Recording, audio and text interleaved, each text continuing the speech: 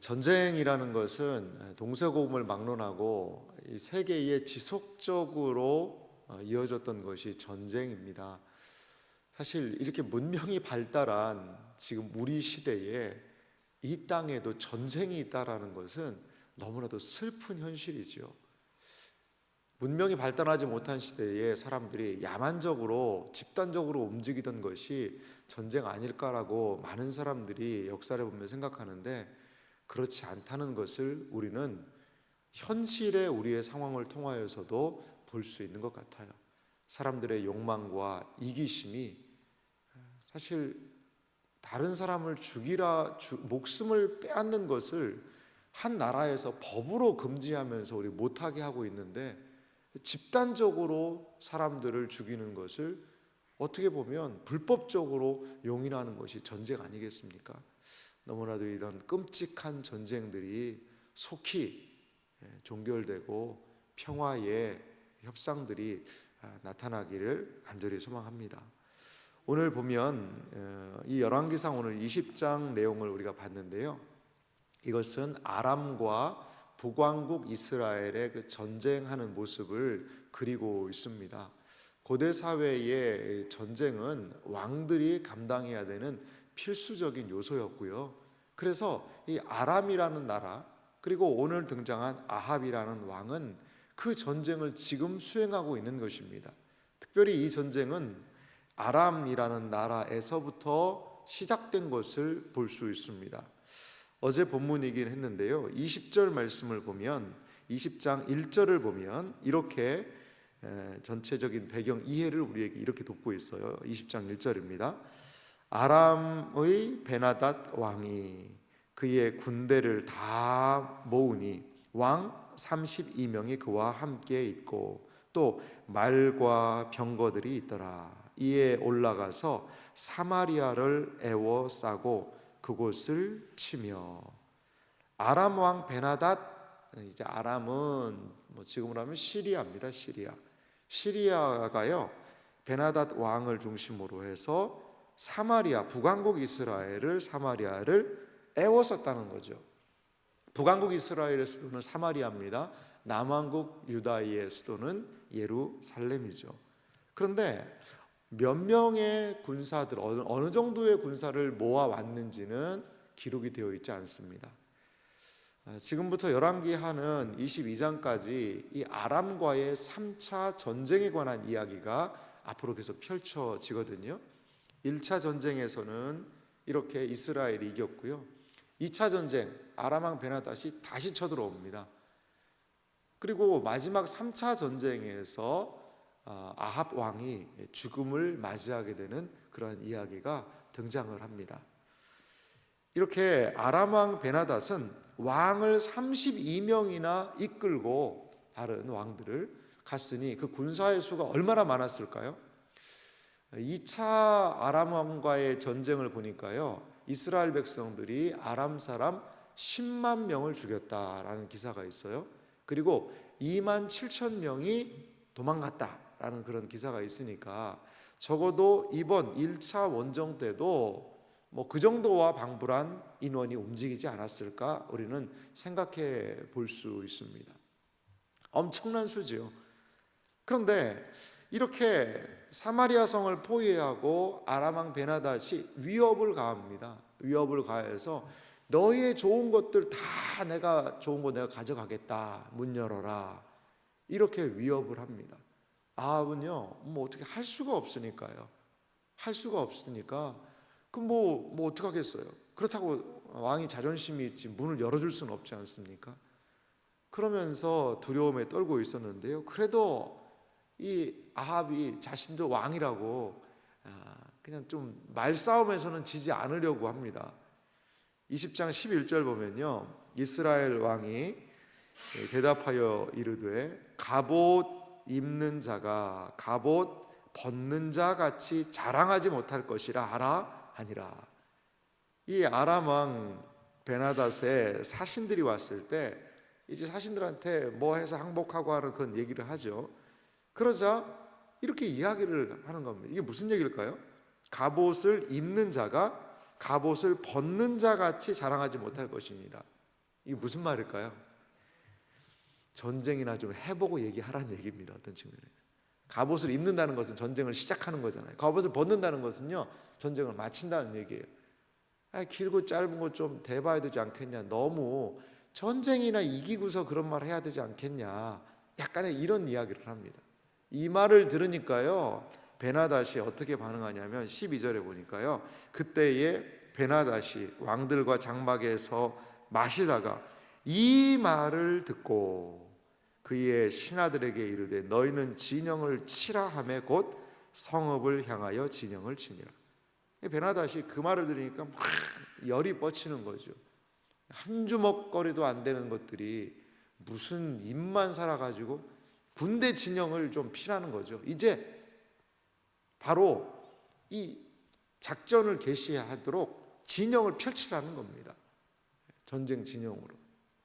이러한 절체절명의 위기의 상황에서 하나님께서는요, 13절 오늘 본문 보니까요, 한 선지자를 보내시는 것을 볼 수 있습니다. 제가 이제 아람이라는 나라, 좀 여러분들이 좀 생소하실까 지도를 하나 준비했는데요, 한번 좀 지도 보여주실래요? 이 아람이라는 나라는요, 갈릴리 위쪽에 있는 시리아, 그쪽이 아람입니다. 그러니까 그쪽에서 아람 왕 베나닷이 이스라엘 아합 왕을 사마리아, 저기 1차 공격되고요. 2차 때는 이제 아벡에서 전투를 합니다. 그런 1차, 이 녹색이 1차 우리가 지금 보고 있는 내용이고요. 2차는 빨간색으로 지금 라인이 그어져 있습니다. 그러니까 이스라엘의 북쪽에서 시리아의 군대들이 북왕국 이스라엘의 수도를 향해서 진격해 왔구나, 이렇게 좀 우리가 생각할 수 있고요. 아벡이라는 곳은 뭐 이제 앞으로 살펴보겠습니다만 평야 지역입니다. 그래서 아벡이라는 그 평야에서도 싸움을 했던 것을 우리가 알 수 있습니다. 이렇게 사마리아를 애워쌌던 그들에 대해서 이제 공격을 하는, 이제 사마리아를 공격하기 직전의 그러한 상황이죠. 이럴 때 한 선지자가 등장을 합니다. 13절 오늘 본문을 보면요, 한 선지자가 이스라엘의 아합 왕에게 나아가서 이르되 여호와의 말씀이 내가 이 큰 무리를 보느냐, 내가 오늘 그들을 내 손에 넘기리니 너는 내가 여호와인 줄을 알리라 하셨나이다. 이렇게 하나님께서 이 싸움 이기게 하시겠다. 이게 엘리야가 아닙니다. 엘리야 선지자가 아니라 한 무명의 선지자. 그래도 이 살아남은 한 무명의 선지자를 하나님은 아합 왕에게 보내시는 거죠. 그러자 아합 왕이 그 선지자에게 14절에 물어요. 아합이 이르되 누구를 통하여 그렇게 하시리이까? 대답하되 여호와의 말씀이 각 지방 고관의 청년들로 하리이다 하셨나이다. 아합이 이르되 누가 싸움을 시작하리이까? 대답하되 왕이니이다. 그러니까 그 청년들 각 지방의 고관의 청년들로 할 것이고, 그리고 싸움은 누가 싸움을 시작하냐? 북왕국 이스라엘이 먼저 선공을 하라는 겁니다. 그쪽에서 공격해 오면 방어하는 전략이 아니라 먼저 선공을 하라, 이렇게 선지자가 이야기를 해요. 그러자 이제 인원을 한번 계수해 봐야 될 것 같은데요, 15절 보니까요, 아합이 이에 각 지방 고관의 청년들을 계수하니 230명이요 그 외에 모든 백성 곧 이스라엘 모든 자손을 계수하니 7,000명이더라. 청년의 고관이 몇 명입니까? 230명입니다. 230명. 그리고 이스라엘의 모든 자손을 계수하니, 이 모든 자손이라는 것은 남녀노소 모든 사람을 계수했다는 의미는 아니고요, 전쟁에 나갈 만한 사람, 보통 20세 이상의 사람들을 이야기를 합니다. 전쟁에 나갈 수 있는 사람들을 모아보니까 약 7,000명 정도 됐다는 거죠. 아람의 군대 우리가 정확히 추정할 수는 없지만 적어도 2차 때 한 12만 7천 명이 들어왔으니까 1차 때도 적어도 못해도 10만 명, 그러니까 적어도 숫자를 가늠한다면 10배 이상과 싸워야 되는 겁니다. 230명이라는 사람, 그 청년들을 앞세우고 말이죠. 사실 이것은 전세적으로도 너무나 불리한 싸움 아니겠어요? 하지만요, 하나님께서 싸우시는 전쟁 안에는 꼭 사람의 숫자가 중요하지는 않다라는 거죠. 기드온과 300명의 용사에 대해서 우리는 이야기를 들었지 않습니까? 그때 이 기드온이 미디안 사람들이 한 14만 명이 옵니다. 그런데 300명 가지고 싸워요. 원래 몇 명이 모이나 32,000명이 모였어요. 32,000명 모여 있는데 야, 두려운 사람들 다 집에 가라 하니까요, 22,000명이 집에 가버리는 거예요. 10,000명만 남습니다. 10,000명만. 싸우려고 모였는데도 그 10,000명 중에서 딱 300명 뽑아가지고 가서 그 전쟁에서의 승리. 나중에는 이 300명이 모든 걸 다 하지 않습니다. 나중에 이스라엘 백성들이 그 전쟁을 보고 또 합세하는 부분들이 분명히 있어요. 그렇습니다. 하나님께서 하시는 일을 보면은요, 우리 인간의 계산, 인간의 수적인 것 가지고만 하나님께서 그대로 역사하시는 것은 아닐 수 있다는 거죠. 하나님께서 우리가 그렇다고 해서 만용을 부리고 그렇게 해서는 안 되겠습니다만, 하나님은 숫자의 논리에만 그걸 가지고 역사하시는 분은 아니라는 거예요. 230명의 그 청년들이 앞장서고, 그리고 7,000명의 이스라엘의 군사들이 그 뒤를 따라갑니다. 그래서 16절을 보면은요, 이들의 상황을 이해할 수 있는 구절인데요, 그들이 정오에 나가니 베나닷은 장막에서 돕는 왕 32명과 더불어 마시고 취한 중이라.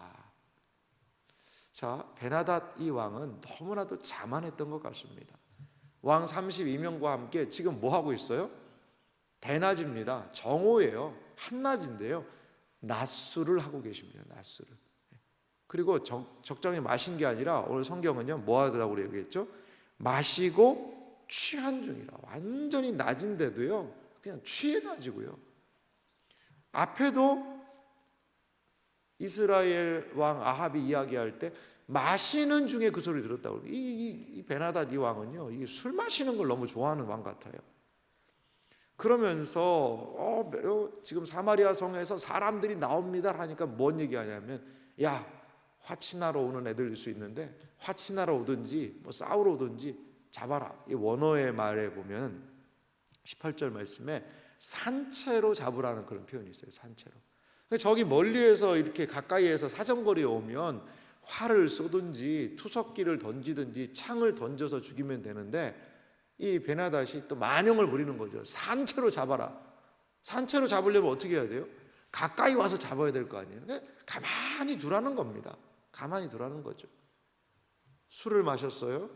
그리고 지금 상황 판단을 못하는 거죠. 술 마시니까 기분이 좋고, 우리 군대가 이렇게 많은데 사마리아 첩보병에 의하면 군사도 별로 없다더라, 싸움도 제대로 못한다더라, 이거는 그냥 거저먹기다, 그렇게 왔기 때문에 술 마시는 거 아니겠어요? 그냥 술 마시니까 제대로 된 판단을 못하는 것 아니겠어요? 전쟁이라는 것은요, 작은 상황에 의해서도 전세라는 게 있잖아요. 이게 역전될 수 있거든요. 전투에서의 예기라는 게 있습니다. 예기라는 게 꺾이면은요, 사기가 꺾이면 아무리 군사가 많아도요, 다 도망가게 되어 있는 것 아닐까요? 지금 베나닷은 술에 취했고 분별하지 못하는 어리석음 가운데 놓여 있습니다. 20절 말씀을 보면은요, 각 적군을 쳐 죽임에 아람 사람이 도망하는지라. 이스라엘이 쫓으니 아람 왕 베나닷이 말을 타고 마병과 더불어 도망하여 피하니라. 아람 왕 베나닷 이 사람이요, 말을 타고 마병과 더불어 도망하여 피하니라. 1절에는 아람 왕 베나닷이 그 수많은 군사를 이끌고 위풍당당하게 이 성을 공격하겠다고 왔지만, 지금 아람 왕 베나닷은요, 어떻게 해요? 초라한 도망자의 신세가 되었습니다. 21절은요, 이스라엘 왕이 나가서 말과 병거를 치고 또 아람 사람을 쳐서 크게 이겼더라. 아람 왕 베나닷이라는 말이 20절에 있었는데 21절은요, 이스라엘 왕이라고 얘기해요. 이스라엘 왕은요, 어쩔 줄을 몰라 했지 않습니까? 그런데 지금 어떤 왕이 됐어요? 왕 중에서도 가장 어깨에 힘이 들어간 왕, 승리한 왕이 되었죠. 여러분, 오늘 이 이야기가 여기 성경에 등장한 이유는 무엇일까요? 우리는 아합을 알고 있어요. 아내는 이세벨이고 바알과 아세라를 막 섬기고 했던 그 왕인데, 아니 하나님이 이런 왕도 도와주시나? 아니 이렇게 범죄하고 하는 그 왕인데 하나님이 이렇게 도와주실 필요 없나? 차라리 아람 왕 이방 나라의 손을 빌어서라도 그냥 불순종하는 왕 없애버리시면 안 되나? 이러한 생각이 들어요.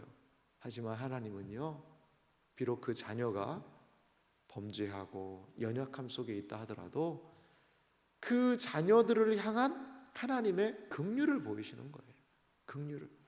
그래서 좀 하나님을요, 범죄를 하다가도 하나님이 하시는 일을 보면 인정하고 정신을 좀 차리라는 겁니다. 정신을 차리라는 겁니다. 북왕국 이스라엘은 이대로 망해도요, 아무런 할 말 없어요. 하지만 하나님의 백성으로 하나님의 언약적인 신실함으로 이들을 지금 지키고 계시는 것이라는 겁니다. 저는 오늘 1절에서부터 시작해서 21절까지 있었던 아람 왕 베나닷과의 1차 전쟁의 가장 중요한 성경 구절이요, 오늘 우리가 읽었던 13절이라고 봐요. 13절 말씀을 다시 한번 읽겠습니다. 한 선지자가 이스라엘의 아합 왕에게 나아가서 이르되 여호와의 말씀이 내가 이 큰 무리를 보느냐, 내가 오늘 그들을 내 손에 넘기리니 너는 내가 여호와인 줄을 알리라 하셨나이다. 내가 여호와인 줄을 알리라. 이것이 바로 아람 왕 아람과의 1차 전쟁을 통하여 하나님이 목적하신 바라는 거예요. 하나님을 아는 것, 하나님이 누구이신지를 아는 것, 고백하는 것, 이것이 우리의 인생에 필요합니다. 아합 왕이 여러 부분에서 하나님께 불순종하고 그런 왕임에도 불구하고 깨달아 알으라는 거예요. 무엇을요? 너희가 내가 여호와인 줄을 알리라. 오늘 하루를 살아가며 우리는 무엇을 기억해야 할까요? 하나님을 여러분 기억하십시오. 하나님이 우리와 함께 하심도 기억하십시오. 그리고 되어지는 모든 상황을 통하여 하나님을 고백하고 인정하고, 그리고 그 아버지 하나님에 대한 믿음을 가지고 살아갈 수 있는 우리들의 오늘 한날, 이 한 주간이 되기를 간절히 소망합니다. 그래서 하나님께서 하시는 일을 보고 사람의 논리를 따라서, 수적인 논리를 따라 두려워하지 마시고, 세상 두려워하지 마시고, 겁내지 마시고, 하나님이 행하시는 위대한 일에 눈뜨고, 그리고 하나님을 인정하며 나아가는 우리들의 복된 삶이 되시기를 주님의 이름으로 축원합니다.